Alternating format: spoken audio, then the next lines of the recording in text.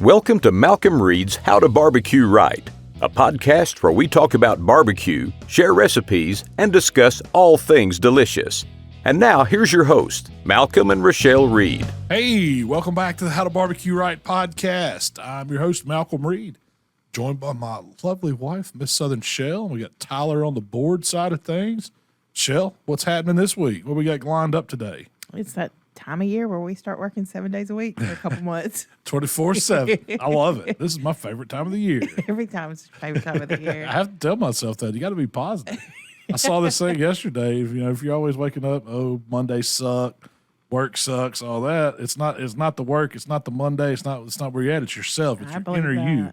So I'm on a positive note, and I'm going to be positive about everything. I believe that 100%. All right. Change your mind, change your life. That's right. You're on board with me, right? I know here in just a little bit, we're actually trying something new. We think we've got a setup figured out. We're going to be able to bring on a virtual guest. And so who we got lined up today, Shell? The best hair in barbecue. The best hair in barbecue. Matt Pittman from Meat Church. Meat Church. I'm excited to catch up with Matt. We've got to go out to Waxahachie before and do a class with him. I met Matt just cooking barbecue. I mean, he's real big in Texas, real big all over. He's part of Team Traeger. He's got his own thing going on with his Meat Church rubs, and he's got a store in Waxahachie, his hometown. He does classes, and he's just a cool dude. And anytime I can catch up with him, I always, enjoy seeing what's going on in his world. So that's what we're going to do today. We're going to talk to Matt about some of the recipes he's been doing here lately, his upcoming classes, and just check in and see how things are. And if you've never heard of Matt, y'all go check him out. Everybody's heard of Matt. Everybody's heard of Matt. Yeah, Everybody everybody's knows heard of the Meat church, the congregation. But yeah, we got that. And I'm sure we've got some other stuff on the list to talk about. Real quick, I wanted to remind everyone about the app. We'd never talk about the app. Oh yeah, we do have an app on the. It's on the iTunes store. It's on the Google Play Store. You can get it on all your devices, Android or iOS. And basically, it's just a way to search the search all Malcolm's recipes quickly and easily. Every new one we put up goes on the app, so it's kind of a shortcut feed basically for the YouTube channel, for the blog, for you can even get the podcast on there. Can you? There's a link on there. Let me make sure before I put that out to the World Wide Web. Can I? I use the app all the time, but I use it to search recipes. Yeah. If I go to the app and I hit the menu and I hit podcast, it takes me to HowToBBQRight.com, the last episode podcast. Okay. So the last one we did was roots and bacon wrapped something. Is that right? Yep. Bacon wrapped Oreos. Okay. That's what we tagged it as, huh? That's what y'all went with. Bacon wrapped Oreos and cooking with Tennessee Mojo. Do we talk about that? I'm going to talk about that with Matt because I've seen him do it. But With yeah, so y'all check out Oreos, the app. It's a free app too. Yeah. And it's got a link to the shop if you're interested in any of the products that we're talking about in the podcast or on the videos. You can find those there as well. We had the crawfish class last weekend. We did. I'd say it was a success. Heck yeah, it was a huge success. It was a lot of fun. It was a reason for me to eat some crawfish because I showed people how to properly eat them. I ate my fair share. I like doing these smaller classes. This was what, 15? It was about 20 total by the time it was said and done. Yeah. We'd originally said we were going to cap it at 30, but we realized quick that 20 was going to be a better number. Yeah, and it worked perfect. But I feel like everybody is comfortable. They got plenty of crawfish, and that's what, You get more one-on-one time. Yep, we can answer all the questions, and that was a big thing what it was about. This wasn't just about coming and eating crawfish. Of course, you got to eat all the crawfish you could stand, but if you weren't hurting with your left, it was your own fault. But people were taking doggy bags. yeah, we boxed up some for them to go too. But it was more about teaching them our method, how we cook crawfish with the single pot, which most people have at home. Most people's not cooking, multiple sacks of crawfish. If you're cooking 2 or 3 at home, you're feeding a lot of people. So that was what we wanted to show them how to do with one pot and how to bring the temp down, get all the flavor in there, and not have to put a bunch of seasoning on after they're cooked. So that was what we did, and it was a lot of fun. It was fun. That was one of the more fun times I've had at a class. I think more people were impressed with the way we flavored our pot with chicken wings to get that chicken fat going in there, and we made our broth have a really rich flavor by boiling some wings first. Yeah. And then we seasoned those with King Crawl and put them on the grill. And man, it was like awesome chicken wing. They got really crispy. They were and they good. were only on the grill for Oh, they're 10, 15 done. minutes. They're done when they come out of the boil. Yeah. You just got, it's like bull chicken. So you need to dry them off, put them on a raised rack, season them up, and then throw them on some high heat. And we ran the Traeger Timberline up. No, it was Ironwood 885. We filled it up and ran it about 450 degrees. And then Brian Wesson just kind of eyeballed them, flipped them around where they get crispy on all sides. And then, man, they would jump off the bone. They were so good. My dad used to do that with leg quarters. He wouldn't use them to flavor a pot of crawfish, but he would flavor a pot of boiling water with crawfish boil its chicken, and then grill it all. So he kind of parboiled it, cooked it, got the fat, rendered the fat away, and then made a juicy, tender, spicy leg quarter. Huh? Yeah, I might have to try that. I think that'd be a good recipe. I think it might be. We cooked a tomahawk this week. We did. Hung a tomahawk for the first time. I've cooked them reverse seared. I've seared them and then finished them off on the side. I've never hung one in my drum. And I'm telling you what, that might be the best one I've ever cooked because it had that smoke flavor. I was impressed. I thought it was a much more efficient process than I was expecting. You had your doubts. You were like, no, I was like, this is going to be a cool video. Yeah, you said we're going to have fun with it. It was an experiment. You wasn't expecting it to be that good. I didn't expect it to be practical. Yeah. It was easy. I mean, you got to play with some power tools, drilled some holes in the bone. But you could have hung multiple. Oh, yeah, I could have easily. I mean, I had 6 hooks. I could have cooked 6 whole, 3-pound tomahawks at once. You're feeding some folks with that much beef. Yes, and getting it effectively cooked. Talking about an 18-pound, that's pretty much a whole ribeye, that you could cook hanging like that on the bone. Just cut them into bone. Have your butcher cut them into bones. I bought that one. That wasn't a fancy one. It came from Sam's Meat Counter at Sam's Club.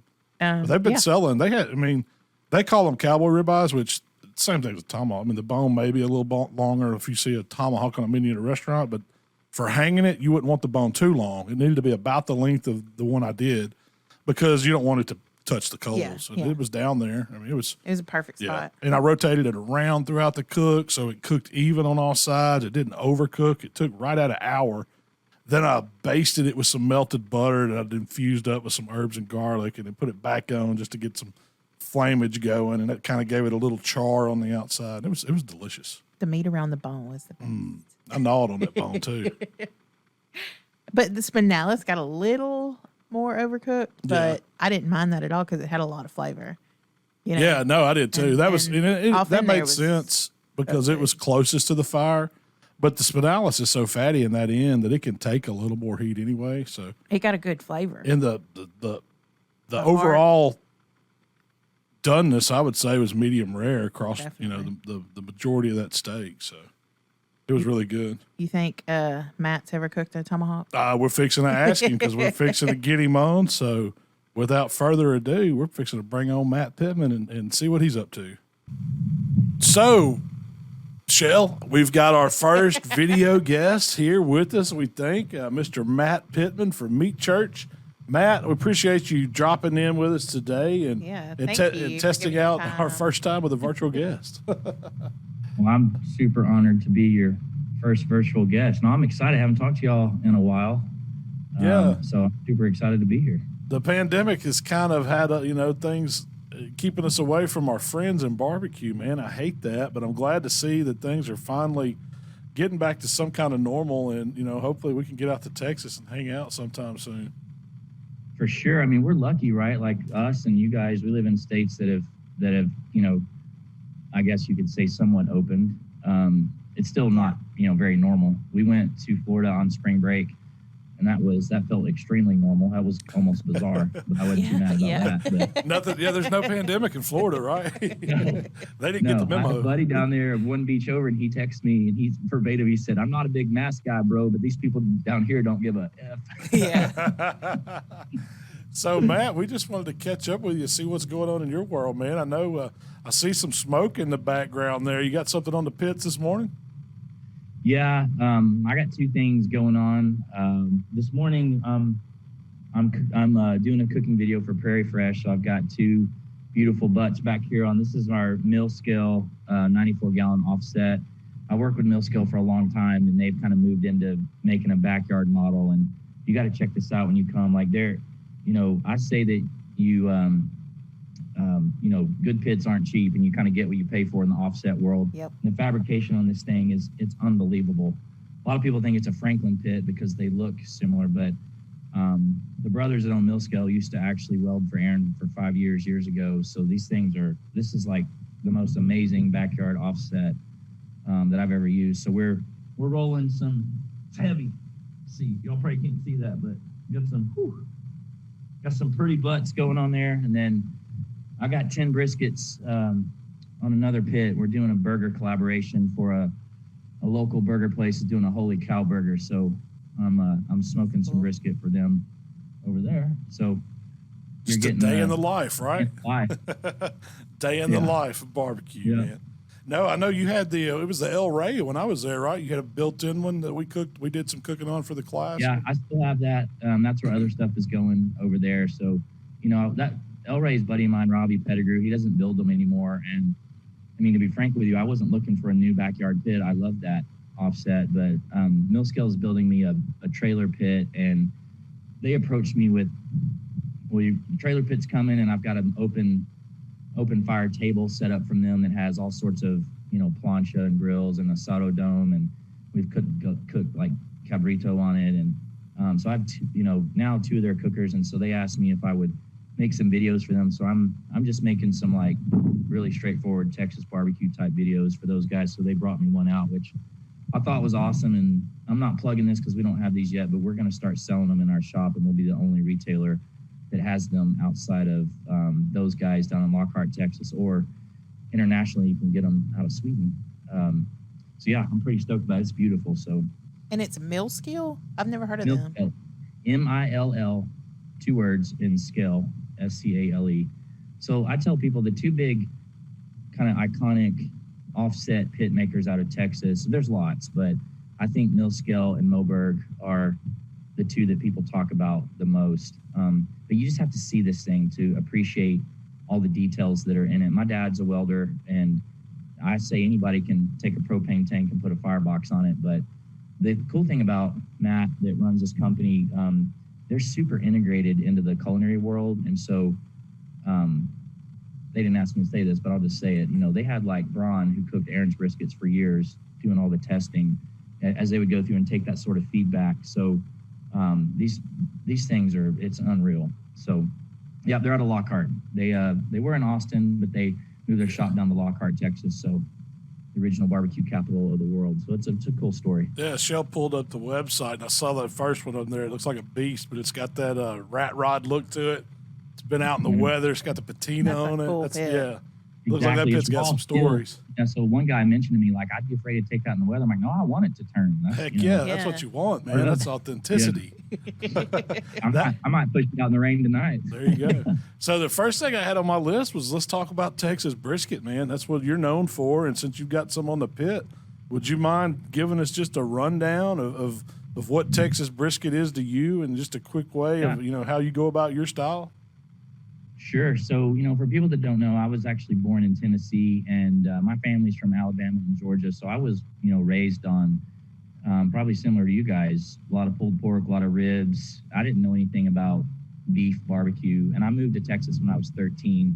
So, my barbecue roots from a kid were just like anybody, whatever you ate in the backyard. So when I got to Texas, and it wasn't when I was 13, but it was years later that I had a bite of a beef rib at Black's in Lockhart. And, Texas barbecue is made simply with salt and pepper, supposedly, and smoked with posto. So it's very different, and there's generally no sauce on it. Meat kind of speaks for itself. But, when I took that bite of a beef rib and it had, rendered fat in it, I was like, whoa, I've said this a million times. It snapped my head back. Yep. And it just wasn't like anything I'd ever had. And from that moment forward, I started smoking stuff just because I was so enamored with it. But, when I started in barbecue, I competed, but not like you guys competed. I mean, I wasn't trying to be Chris Lilly, or, I'm not trying to, it'd be cool to win Memphis and May, but that was not my goal. I just honestly was cooking with my brother, and our family would come out, and it was a new hobby. And, I'll never forget that my son, who's now 8, his first time eating watermelon was at a barbecue contest, and I have a canvas on our wall of him eating the watermelon upside down. He's eating the rind. It pretty much describes his life today. But so that's what it was about for us. It wasn't, trying to be anything big. As my Australian Shepherd walks off with a post oak split in her mouth. Anyway, so, I mentioned that I grew up on pork and then was competing. So there's a way that you cook brisket if you compete, as you know. And a lot of the well-known people in the country that cook brisket come from a comp background. And so they will season it in different manners, and they generally cook it meat side up. And that's what I did for years, and that's what I taught for years. But at some point, I just felt the desire to be very traditional Texas. And, Texas barbecue, again, is extremely simple. It's meat seasoned with salt and pepper, smoked with post oak, with no gimmicks or electronics, and that's it.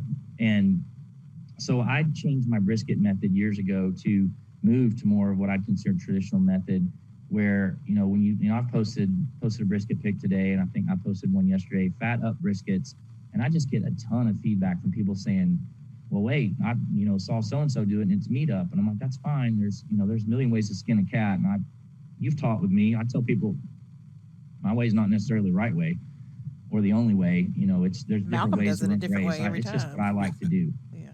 So I'm still a huge believer in when you take a bite of brisket and you get that fat that's rendered perfectly on top with, the seasoning on there and the right flavor smoke, it's just tough to beat.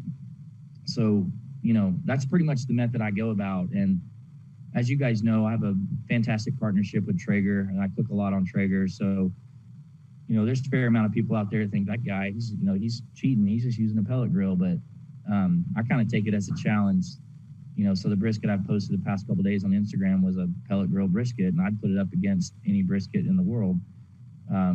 So it's just kind of my own method that I've created, nice, super low and slow method, fat up, that I usually season with our holy cow, which is salt, pepper, and a little garlic, and wrapped in butcher paper. And truth be told, this burger collaboration I'm doing today, that's exactly how I smoked theirs. So, their 10 briskets are sitting wrapped in the butcher paper right now. And I thought, this might be easier if I do like a meat up, get a nice smoke ring, look good presentation on the burger. I was like, nope, I'm just going to stick to my roots and go old school. So that's what I did. But, I'll mix it up time to time. We teach a school this weekend, and normally when I teach brisket, I'll usually cook a couple for a class, and I'll cook them different ways.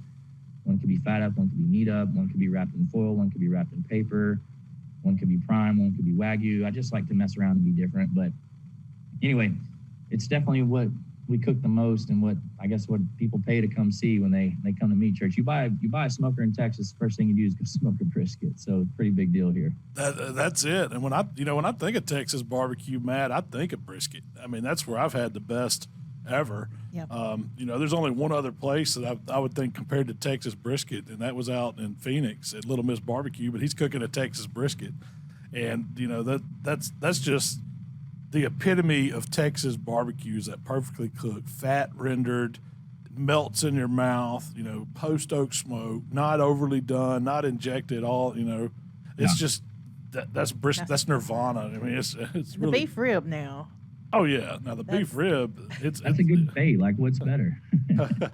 It is. I was going to ask you. So, in Texas, where is the best barbecue joint? If you had to pick one that you were going to take somebody where do you go? Yeah. We're 10 minutes in. Y'all are putting me on the spot. I know. And nothing against any other place. I know there's a ton of good ones. I've done a crawl in Texas several times and tried them all. But you have your favorite. I know. I'm not trying to be political and politically correct and not answer the question, but I'll probably give you a couple answers. And there you go. I'll say one if I pick one. But first off, I'll say that, I do think that Texas barbecue is the best, although I appreciate all the regions of barbecue around the country, right? I'll start off by saying that. I often say if we flew to Kansas City and had burn-ins, I love it, appreciate it. If we went to the Carolinas, we don't use sauce here, but I love vinegar sauce. I love mustard sauce. Do we regularly dunk our chickens in a white sauce? No, but if you go to Big Bob Gibson's and eat that, it's like, dude, this goes back 100 years. Tennessee dry ribs, not how I would cook ribs, but I appreciate why Peg Leg cooks his ribs the way he does. But with all that said, I truly think Texas barbecue is the best. At least it is in my opinion. And now, man, you know, you got to be brave to open a barbecue joint in Texas. Barbecue is a religion here, and it's one of the reasons I've never opened a restaurant. If you open a barbecue restaurant here, it better be dead on with every bite. It's actually crazy, and especially through the pandemic, people are ruthless on social media. So every bite better be good. Okay, all that said, you know, there's quite a few that I like. If you made me pick, I would say Valentina's Tex-Mex, just south of Austin. Miguel is the pit master, Hispanic, you know, guy, but so he melds Tex-Mex style with barbecue. If you just have his just pure barbecue, it's lights out. But you know, you go in, he has the best breakfast going. He's got this taco called the Real Deal Holyfield. You're getting eggs, huge slice of brisket in it. I mean, it's like, it's heaven. For Father's Day, my wife was like, what do you want to do? And even though barbecue guys, I mean, you probably don't eat barbecue on a Tuesday night unless you're, you know, making a video. But I was like, well, let's go on a trip. You know, it's a thing to road trip for barbecue in Texas. And so going to Miguel's place, it would change your life. They're the best people. Miguel's come here and taught with me. But with that said, there's so much good stuff in Texas in every city. Like Fort Worth is on fire right now. Like Panther City Barbecue is just crushing it at the moment. Clearly, there's a ton of good stuff in Austin. You know, I said earlier, Lockhart was considered the barbecue capital of the world for a long time, but now it's really regarded as Austin. You know, you've got Franklin's there, which something about sitting in a line for 5 hours to get food. I mean, people think that's crazy, but you'll stand in line, you'll drink free beer, and you'll leave with some of the best friends you ever had. And, you know, the barbecue is going to be like nothing you've ever had. There's a famous list for those folks that don't know. There's a magazine in Texas called Texas Monthly, very beautiful magazine. And every 4 years, they put out a list called the Texas Monthly Top 50. The first 10 barbecue joints are ranked 1 to 10, and then 11 through 50 aren't ranked. They're just there.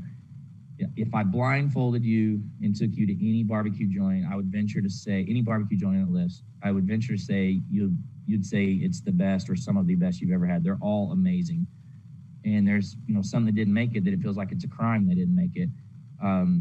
But, you know, so many good ones on there. Snow's is number 1 right now in Lexington.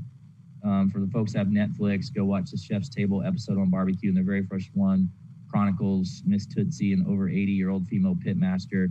But Clay that works there also is an amazing pit master as well. And I mean, something about, you got to be at this place at 8 in the morning on a Saturday to eat 1 day a week. And if you're there at 9, you're late. So it's, you know, like I said, it's a thing to road trip here to go try different places. So I'm super stoked for things to be opening up so that we can do that again, because people haven't been doing it, you know, nearly as much and stuff like that. So anyway, next time you come down, we should make that part of the trip. Oh, we're going to. Yeah. We're going to. Actually, one of the young guys that works for us, him and his dad took a little road trip over to Texas for spring break and went to some of those spots, and they were blown away. They did go to Snow's, and they went to Lockhart and hit all the big ones. And I'm just going to say one of my best bites of barbecue in Texas was those beef cheek tacos that you do for the class. When we showed up, you turned me onto something that I had never had. And it kind of... You made a recipe out of it. I did. The world, too. Like, when you did a video on it, I've heard lots of people be like, I watched Malcolm's videos, so that was good. Yeah, and I'm sure I didn't do it. I mean, they were good, but I don't know if they were near as good as yours. But that's something that, you know, you kind of talked about the way Valentina has the Mexican roots and then does different stuff with the barbecue. That was what jumped out at me about those beef cheek tacos. I mean, it's kind of a fusion between that. Yeah, you know, the traditional way to make that would be to put an entire cow's head in the ground, smoke it. That's only done at one place now. You know, health department doesn't love you sticking whole animal parts in the ground. But you know, us white boys just go get beef cheeks and do it.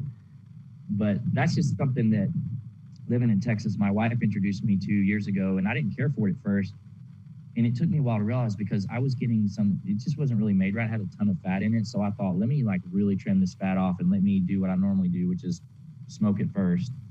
And it's been a big hit. So we'll serve it this weekend at our events. I like it. My wife is very critical of my food, which is good for me. And that's her favorite thing. So she's down with me making that every weekend if I could. Well, hey, that's a great segue. Let's talk about your classes. This is the first one that you've been able to do in some time. So kind of tell everybody, you know, what coming to the meat church is like. And I was really impressed when we got to come out there and do something with you. So I'm sure people would love to hear what you got going on. And what's on the menu for this weekend?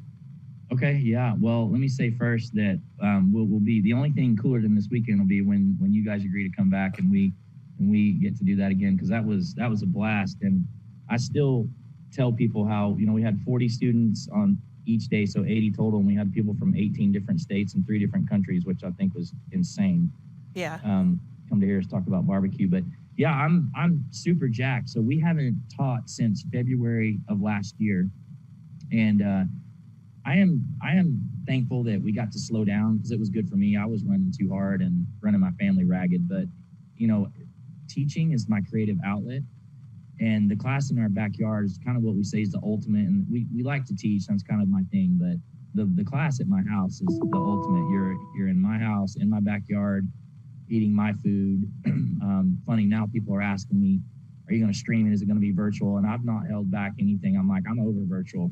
Like, no, this is the real deal. Like, part of it is you come here at my house and see where I work and eat my food. So something's lost streaming it. And my goal isn't to maximize every nickel. So, so crazy. We listed this ticket.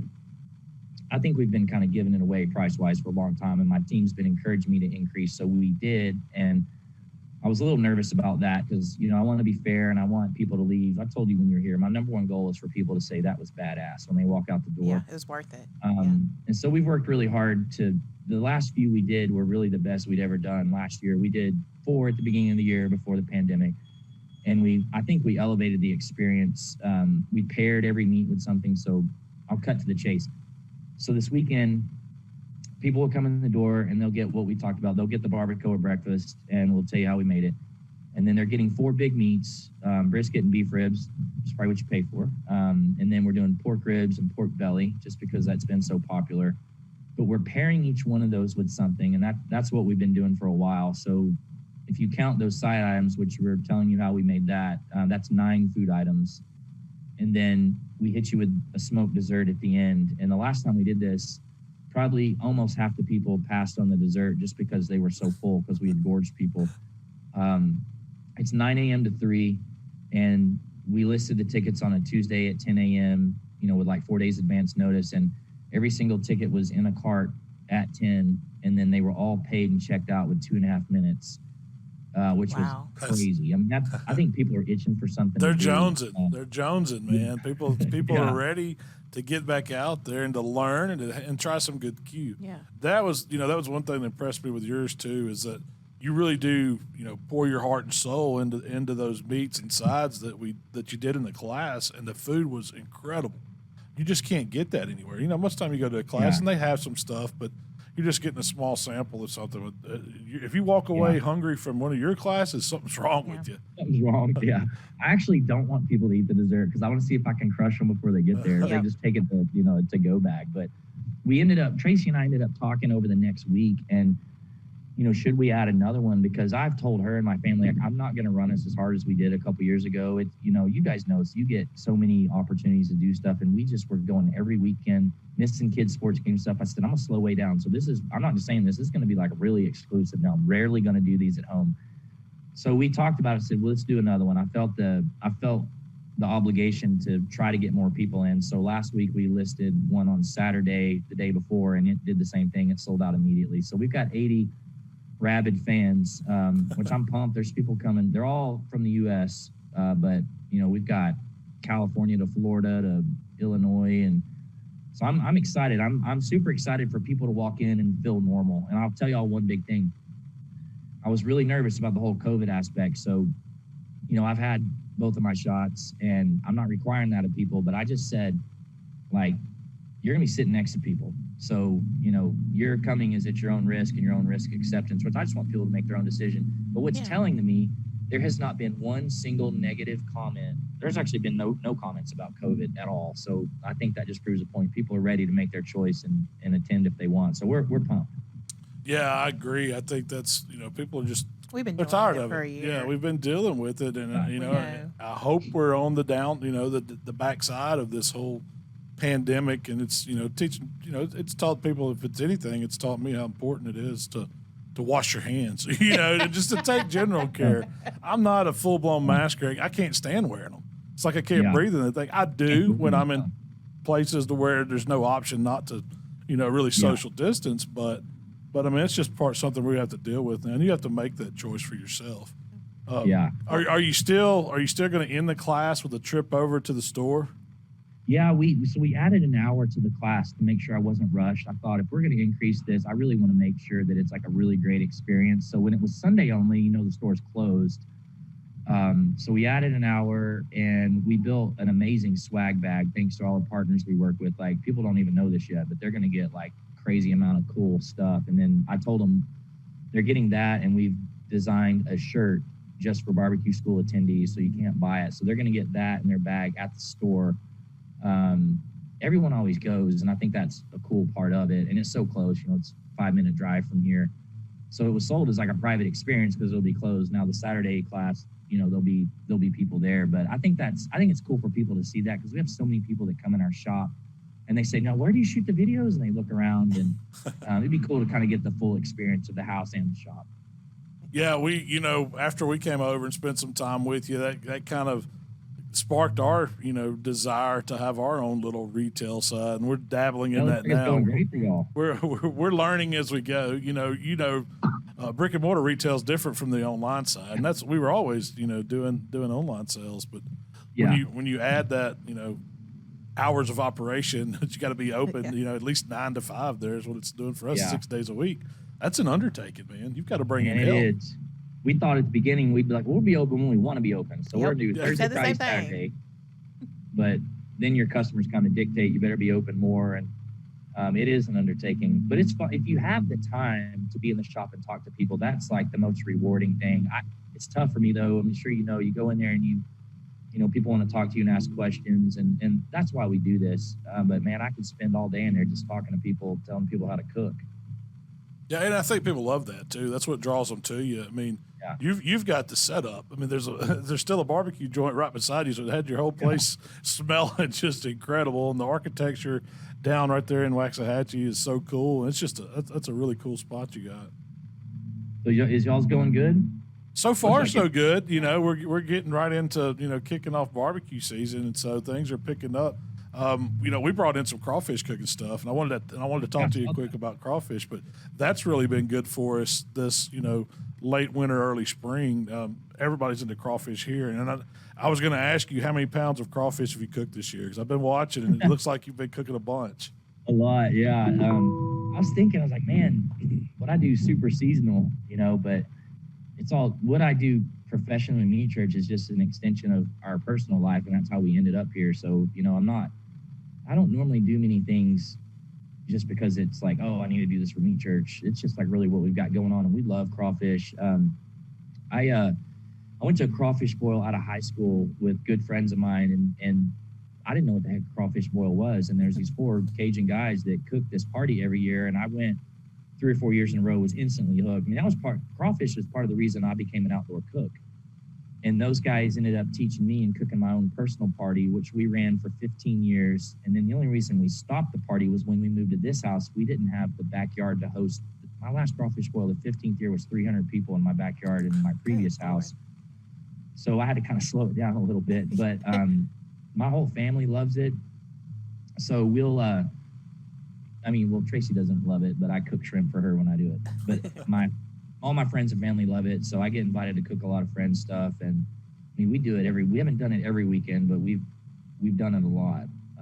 I love it. I mean, the whole reason we call this brand Meat Church, so I say it's about bringing people together over great food and make great memories. I mean, nothing says that like a crawfish boil, where you've got 20 people around a table eating what you dump. That is the best. We shot a crawfish video last year, and we shot it end of February, I think. So it was before the pandemic, and we released it when the pandemic got rolling. A lot of people commented about how we weren't distancing or whatever. And I'll never forget that. But we did it again at our lake house a couple weeks ago and had 18, 20 people around the table. And I was like, man, we're getting back to normal now. Yeah. Well, we did our first class here last weekend, and it was a crawfish class. So and people loved it. We had, we had a great turnout, and that's something, we may have to bring that back to Texas and do a Meat Church How to Barbecue Right collaboration on crawfish to kick off the season next year. Heck yeah. How hard is it to find crawfish in Texas?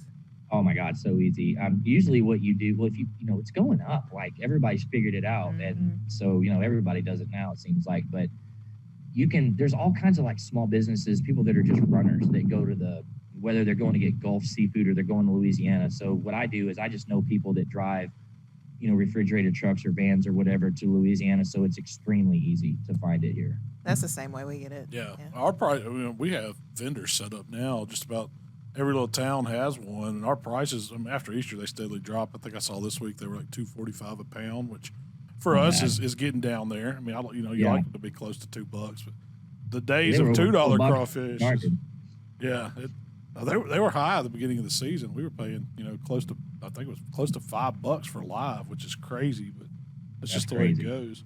Yeah. You mentioned that you're doing a shirt for your class. Y'all just launched a bunch of cool apparel, man. It was the spring collection. Yeah, I love it, man. Like, who's the design genius behind the Meat Church brand that's coming up with all these apparel ideas? Is it all you, or is Tracy helping you with that, or you got a team? It's an interesting story. When I was in college, I was in a fraternity, and I got told to make the party shirt one time, and we made a Where's Waldo shirt with a bunch of Waldos peeing in a urinal, and from that moment forward, I was like, I know that's the most bizarre thing you've ever heard, but from that moment forward, I was like, I'm gonna make T-shirts, and I've always been an entrepreneur, and I thought I have a funny T-shirt website one day. That's what I thought I would do, and I started making I made all the fraternity and sorority shirts, and for parties and athletics and everything. Pretty good side hustle, but I'm not a good graphic designer. I was the idea guy, so I hired an illustrator, or I would like freelance with an illustrator and then hire a printer, and then I would go get the shirt. So it was kind of in my blood. So when Meat Church started, I was stoked. When we went on Pitmasters, we wore a shirt and hat on the show, and then we had another shirt and hat that didn't make the cut. So once we launched our website, those were the first 4 merch items on there. So it's always been a focus for me, just because it's been something I've done since college.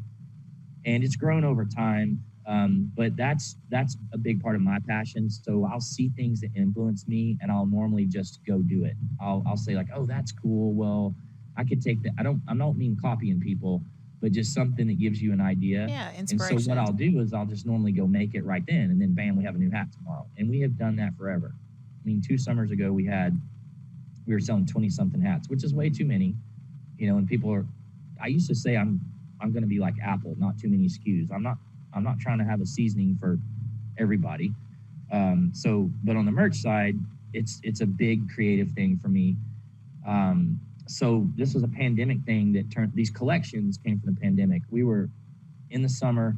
I had 2 or 3 ideas at once, and I just had this thought, well, what if I slowed down these designs and launched them all at once? So we did that last summer. So we had a summer collection and a fall collection, and then we went big on it in the spring.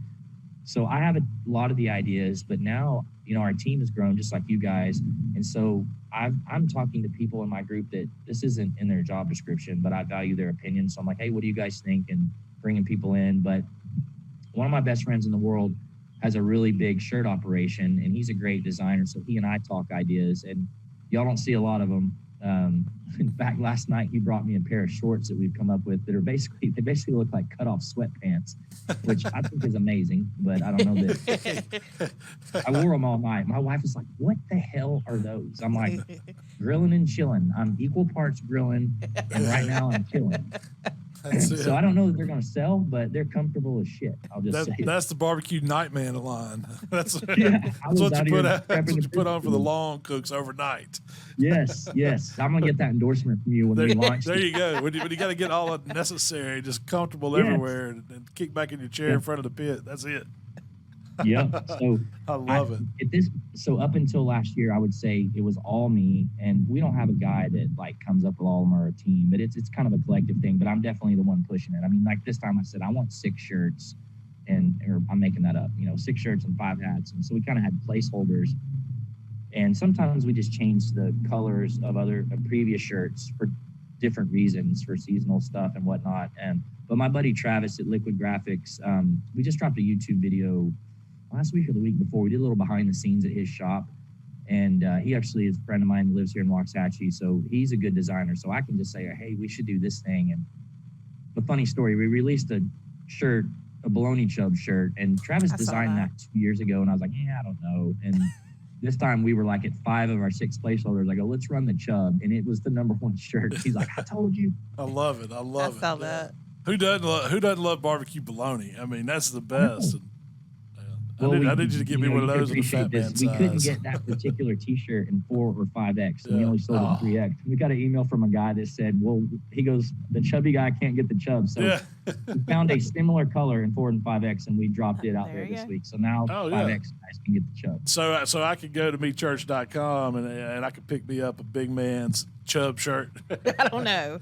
Or you could probably text me. And but yes, people can go to meatchurch.com and get that chub shirt. Well, I mean, I love what you're doing with the products and everything. I know you got the Ocho going. That's the 8 rubs that you're famous for. But I wanted to, before we get off, I wanted to kind of talk about that chicken fried steaks breading you got going on in the chili seasoning. Yeah. We've only got a few minutes, but man, those chicken fried steaks, man, that's killer. Well, so if I didn't do barbecue, I say I would do comfort food, but that's my roots of growing up in the South. You know, my granny and my mama, that, you know, we after church fried chicken, mashed potatoes, you know, typical Southern meal. Where my roots of cooking are the massive table that had somehow 20 things on it prepared in 1 hour, which I still can't figure out how they did that. So that's just kind of where I came from. And I always tell people, I'm not trying to be anybody else. I'm just doing my own thing, and that's my own thing. I didn't think it would sell very well, and I've never really pushed it. But I was like, well, we use it. We should put it out there. So it just kind of lingered for a while. But the minute we did our Nashville hot chicken sandwiches, it kind of exploded. And then those are like, that's the best thing we make. Or I don't know, that or chicken fried steak. Way better than my barbecue. Have you done the smoking fried wings with the breading yet? No, but that I need to do that. You need to do that, man. You need to try it out on a chicken wing, see how it turns out. I know it'll be good. We're due to do another video, so there you go. Maybe we'll do that. That's right. Well, hey, before we get off here, are you going to be at Memphis in May? Am I going to get to see you there, or what's your? I hope so. So this is embarrassing that I don't know yet, only because personally I thought there's no way it could happen. Just with Tennessee not even being where we are, I thought that's such a public event. I just thought it would cancel. And so Chad and I haven't talked about it. I know if Traeger does it, it's a smaller footprint, but I've got it blocked off on the calendar. But I honestly just didn't think it would happen. And so I thought, well, we'll wait and see. So, you know, if it pulls through, we'll definitely hang out. But I think if I go, I'll be lucky and won't have a lot of responsibility this time. I think it'd be kind of a chill thing for me. But I don't know yet. I hate to say that. Yeah. Well, I mean, I hope to see you there. I know y'all did fantastic last year. You were on the stage and ribs and. Man, that was we didn't get to actually go on the stage, right? Yeah, like you finally make the stage at Memphis in May, and of course a storm comes in, and they go, okay, well, we're not going to call out. We were 7th, and we didn't get to go. So I may just like run up on the Cattleman stage, like, freak, and be like, you can't do anything. Like I was robbed of this 2 years ago. That's right. Well, we hope to see you there, man. And man, where can everybody find you? I know we're kind of getting to the end of our scheduled time here, but I wanted you to let everybody know. Where can they find Matt at Meat Church? Well, meatchurch.com is where, we put our recipes and obviously all of our products. I kind of, you all know I'm pretty passionate about our Instagram. That's all our social media is all me. It's my reality TV, really. Those are the big 2 places. We've got the normal channels, Twitter, Facebook. I don't like those as much. Our YouTube, I'm trying to spend my time sharing, like you do videos. I'm trying to do more of that since I'll do less in-person type events. And, I haven't talked about this in a while, but I'm resisting I'm not saying we won't ever do TikTok, but we have a TikTok account. I'm just not much on the shtick side of things. So I'm just about showing people how to do things. So Instagram, YouTube, meatchurch.com are probably the best for us. Well, man, hey, keep doing what you do, brother, because I love following your content. It's all great stuff. And hey, same here. I mean, you had me wanting to go drill a hole on a Tomahawk. Hey, you got to try that one. If you hadn't, man, I was thoroughly impressed with that. Well, with my great partnership with Traeger. I don't talk about a lot of the other things that I do, but I love, what you do because I'm able to look at, I have a lot of other cookers and, respect that you mix things up and are able to do that. So it got me thinking I'm definitely hanging something this week. It's been a while. Well, good deal, Matt. Well, thanks for dropping in with us, man, and we'll catch up soon, man. I promise. Sounds good, man. I really appreciate y'all having us on. I'm glad y'all are doing well and stayed safe through all this. And hey, as soon as you're ready, I'm super clear after actually right after Memorial Day. I don't think I have anything until the fall. So if things hold up and continue to get better, and if we feel, if y'all feel comfortable enough doing something when it starts to cool off, like we talked about, let's get back together for sure. I get asked about it all the time. When's Malcom coming back? So hey, I'm always down to ride to Texas, man. So we'll plan that. Do it, and we're gonna barbecue road trip this time. Yeah, we're doing a good Texas road trip. That's right. All right, Matt. Well, have a good one, man, and we'll talk soon. Thanks, Matt. All right, see y'all. So we heard from Matt. Yeah, The man. best hair and bar. I forgot. He had a cap on. He didn't even show his hair, Shell. What's up with that? I don't know. I think he's got the best merch and the best hair. He does. Now, I had to get in that question about his apparel because I was really interested on how they come up with it. But it seemed like most of it's his designs, his ideas, and I always wanted to do funny T-shirt business. I think that's in high school, and college. That's when we used to do a bunch of them for our crawfish boils and barbecue shirts. And we talked about bringing back the old T-shirts. This is the 20-year reunion of the Killer Hogs. Really, I started. I was on the 2001. That was it. So we might need to do some old throwbacks. That's kind of when you took over Killer Hogs. That was the first year we ever cooked with it. Oh, okay. Yeah, we didn't really take it over until a few years later. So that one was the team shirt that year was like a blue polo. And then you had to have your name on it. So we had, "Hi, my name is," and it was like you had to write your name on it. And then we had a blue hat, and I don't even think the hat had anything on it. It might have had some insurance agency that, like State Farm or something like that on it. That was our barbecue apparel back then. So, but yeah, so that was a great interview. And I do really, we had a good time when we went to Waxahachie. His runs a good class. I learned a lot. Not only did we teach how to cook pork there, but I learned a lot from what he was teaching and how he organized and had his staff helping with the class. That was what was amazing to me. It was like a precision machine. Everybody knew what they were doing, and it was like it went so smooth to have 40 people in there 2 days in a row. So 80 total people, and we went off without a hitch. So. Yeah, and I like going and doing other stuff like that, so you can learn from how they're doing things. And I like baking classes. I would pay to go to his class, or I love going to barbecue classes. Yeah, but when you get to teach too, that's a lot of fun. So what? And I want to go to Valentina's. I know he's not the first person that told me that Valentina's. No, he swears that's the best he's ever had, and it is that real deal Holyfield taco that everybody talks about. You don't think about going to a barbecue joint for breakfast, but that's. I'm ready to go. The local barbecue joint, it was called Coleman's, and that's pretty much the best thing they served was breakfast. They closed down, but everybody went for breakfast. Even our Mexican restaurants in town, there's a couple of them that do breakfast. They do a great job. Yeah. They don't have brisket tacos, though. Maybe I need to go talk to them. Hey, man, let's work something out. We can do some of this.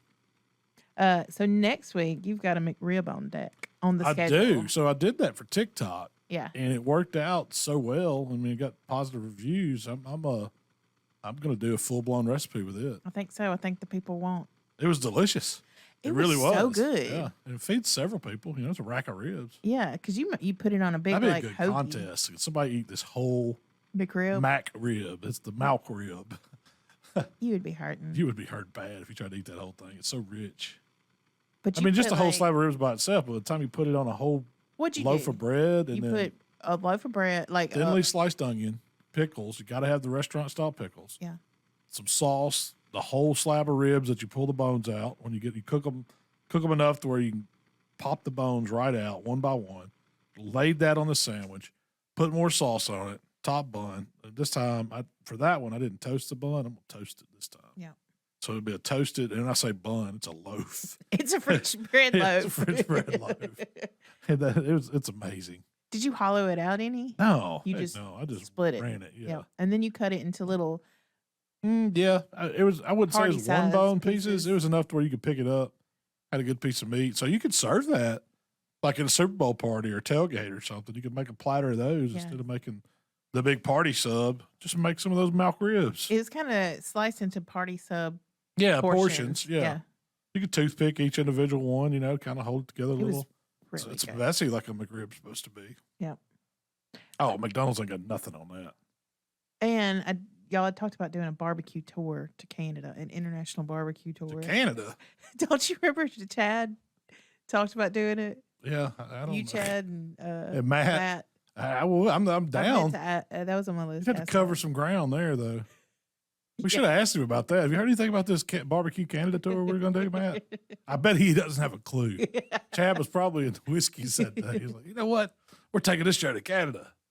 Like, I'm a boot that. Hey, I could get down on some Molson. So what do you have coming up?